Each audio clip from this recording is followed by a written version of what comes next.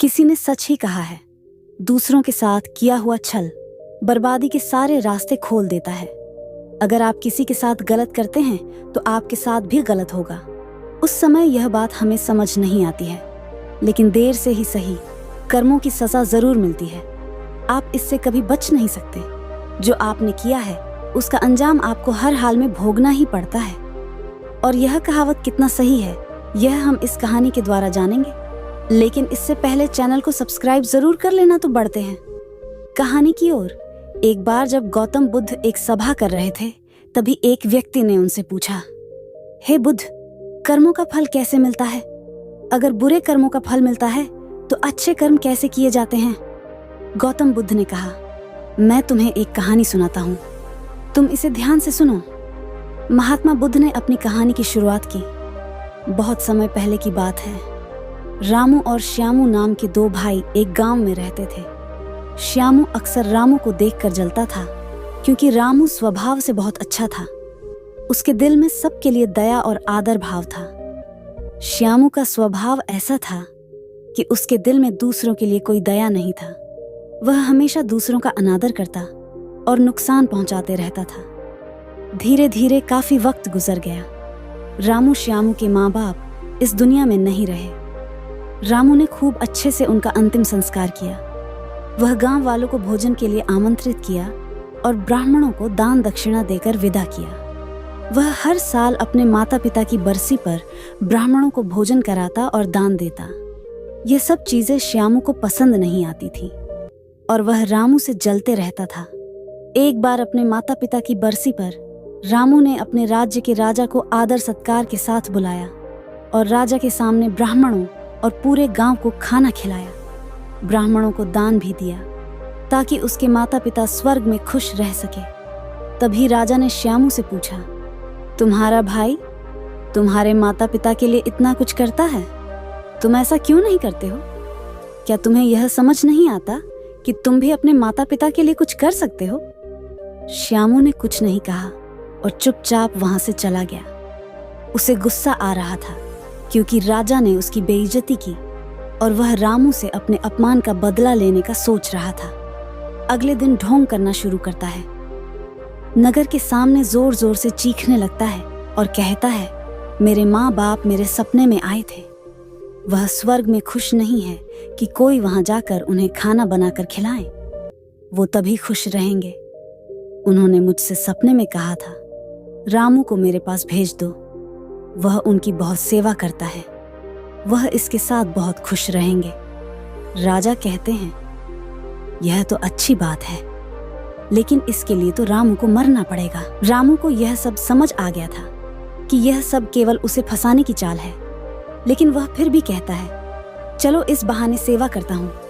और उसने मरने के लिए तैयारी करना शुरू कर दी। और वह राजा से कहता है, महाराज, आप अगले दिन नदी किनारे एक नाव का बंदोबस्त कराए। मैं नाव से कूदकर नदी में अपनी जान दे दूंगा और फिर स्वर्ग में जाकर अपनी माँ बाप की सेवा करूंगा। राजा ने कहा, ठीक है, अगले दिन इन सभी चीजों की व्यवस्था कर दिया जाएगा। रामू नदी में कूद जाता है और सारे गांव वालों को पता चल जाता है कि रामू अब इस दुनिया में नहीं है। अब वह स्वर्ग की ओर चला गया है। माता पिता की सेवा करने के लिए श्यामू बहुत खुश था कि उसका इकलौता भाई दुनिया में नहीं रहा। जो भी जमीन है अब वह सब मेरा है, मैं ही इसका मालिक बनूंगा। धीरे धीरे काफी दिन गुजर गए। एक दिन अचानक से राजा के दरबार के बाहर रामू बैठा होता है और जोर जोर से रो रहा होता है।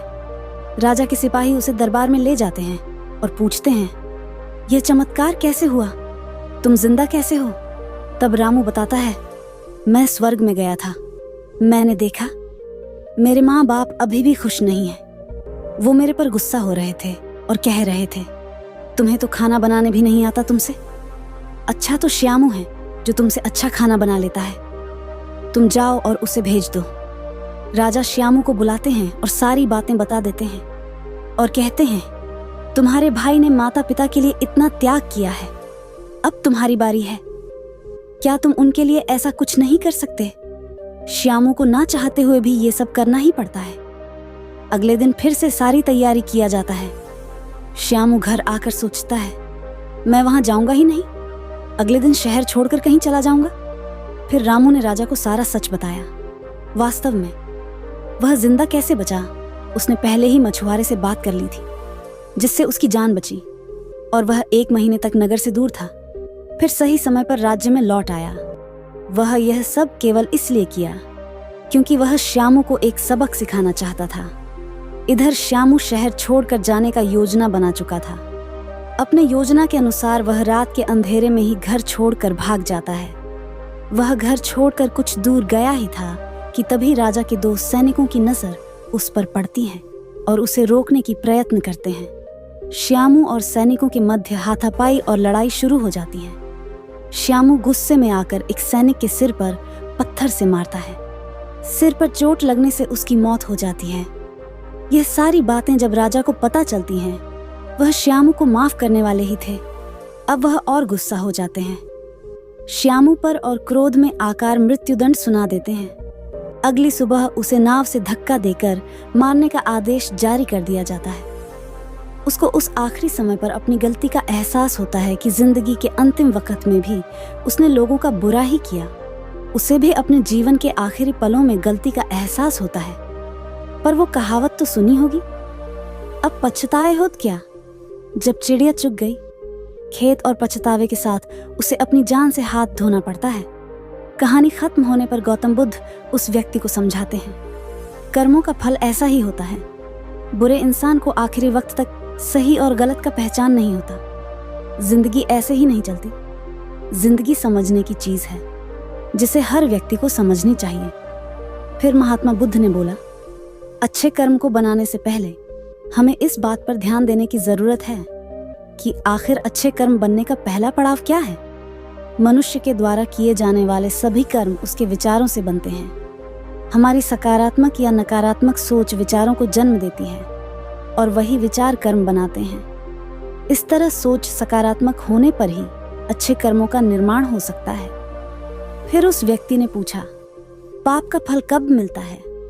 तब महात्मा बुद्ध ने कहा, पाप का फल किए गए कर्म पर निर्भर करता है। अगर आप किसी के साथ गलत करते हैं तो आपके साथ भी जरूर गलत होगा।